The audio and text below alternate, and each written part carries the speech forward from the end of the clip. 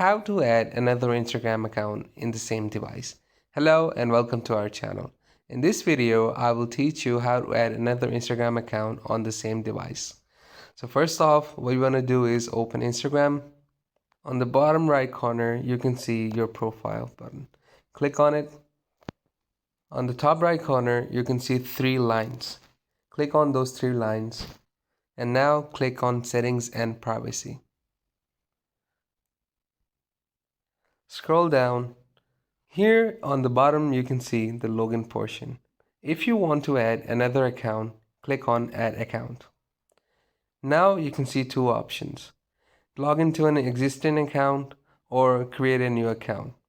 So if you want to create a new account, click on Create a New Account, and if you want to log into an existing account, click on this button over here.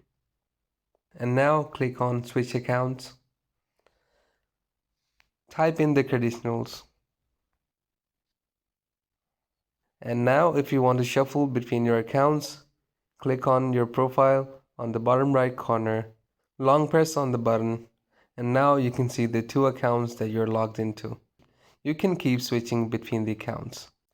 If you like this video, please do not forget to give it a thumbs up and subscribe to our channel.